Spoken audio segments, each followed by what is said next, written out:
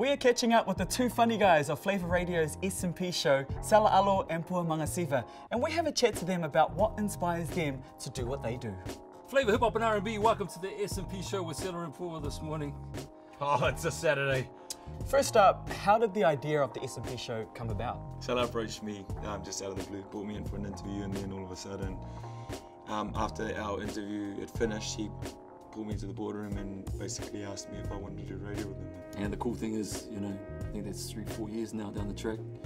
Didn't think that, we were a good combo together, but didn't think that it would lead us to a really cool radio station and being able to do what we do for fun. So at what point did you decide, hey, I'm actually pretty good at this, so a career in entertainment is for me? You know what, when we first started, you can add to this, Poos, we were trying to find our feet, trying to find ourselves, and Poos being the actor, we were trying to be creative with our stuff, and I'm not that creative, so we were trying to be something, and what we found was people loved us for just who we were. What are one or more key moments between the ages of 11 and 24 that help shape and mold you as a person? My thing was watching movies and imitating stuff.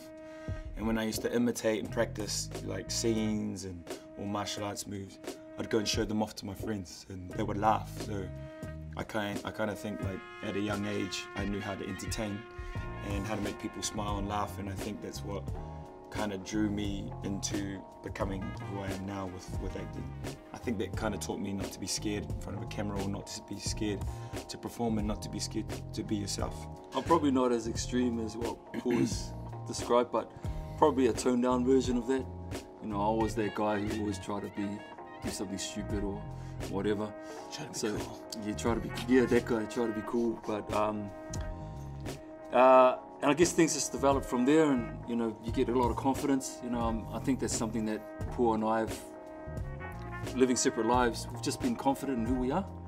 So at what point did you figure out or decide, hey, a career in entertainment is for me?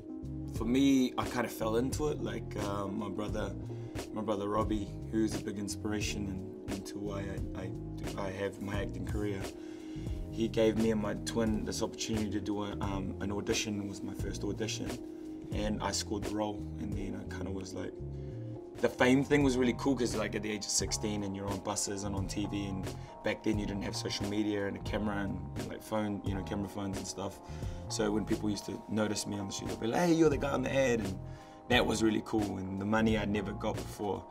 But it wasn't until later, when I started getting more and more auditions and started getting more and more roles, that I started going, I think I'm actually good at something. So I think it was at that point where I realized, well, learning just by being in the industry was the best way for me. I never went to drama school or anything like that. So what is your motivation? What gets you up out of bed every day to do what you do? I've got a young family, and for me, that's motivation in itself, to be able to not only provide for my kids financially, but just to be there as a great parent. I don't want to be that parent who works and works and works and it's not there for them mentally. Just on the back of what he's saying, it's trying to set a good example, by being truthful and following your dreams and following what you do, because he's doing what he loves to do and I'm doing what I love to do, and I want my daughter, and he wants his kids to go, my dad did the things that he loved and he had fun and he enjoyed it. And I think that's the kind of message we want to portray. It's going, you got to find out what it is that you really want to do and do it, because what's the point in going to work a job where you're just earning money and you're going there and it feels dead every day? It's not fun. Money isn't everything. So how would you encourage Māori and Pacific Islanders to get into the entertainment industry? You can't just get up and tell a joke. That's not going to work. You got to work hard at what you do, Yeah, a lot of people probably see our stuff and think we're having a lot of fun, and we are. Don't get us wrong, we are. But there's a lot of planning outside of that. There's a lot of work behind the scenes. There's a lot of building.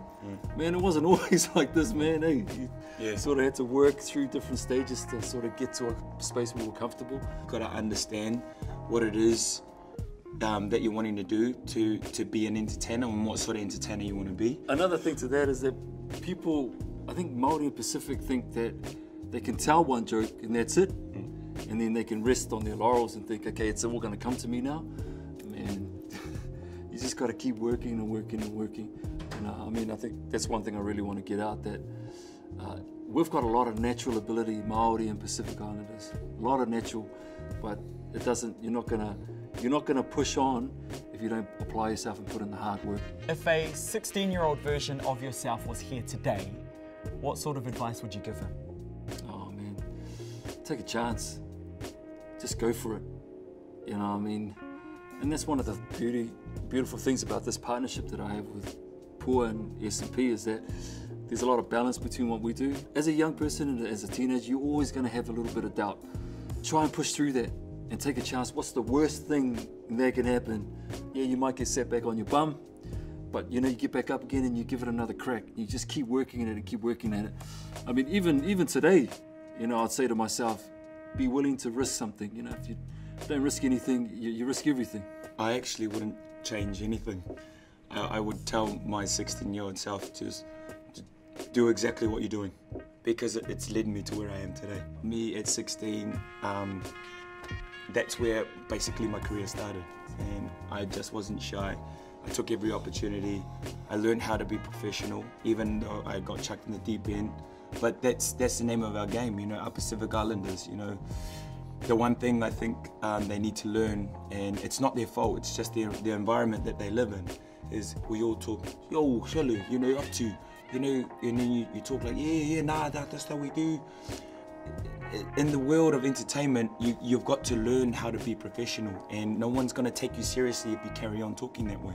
There's a time and place, you know, and that's with the people that you trust and the people that you love and the people you hang out with. But when you get into the professional world and the entertainment world, you have to learn to be articulate, you have to learn to talk smart, and you have to learn how to talk to big bosses and producers, because if you don't learn how to talk to them, they're not going to take you seriously. And then how do you expect to get that work? So you already have the talent, they already got the talent. It's just doing the minor things and the finer things, fine-tune their craft to become, you know, whoever they want to be in life. Social media is so massive today. You both utilise it for your show and personally. It's big with our young people. What are some social media do's and don'ts? It's not just a case of throwing stuff out there. You know, as you said, social media, you put one thing on there, boom, it's out there, you can't take it back. So you've got to be very mindful of that. One thing about us is that, you know, we like to take the mickey out of ourselves first. And use social media as a tool to spread the message, positive message, you know, and to get your work out there. Because in this industry, it's really hard and it's going to take a long time, but there are people out there that are making web series, you know, just off their own back, off a phone. I've just heard about someone who's just filmed a whole short film on their phone and cutting it themselves and putting it out there. It's the only way to get known. Yep. Because someone's going to go like this, who did that? That was awesome.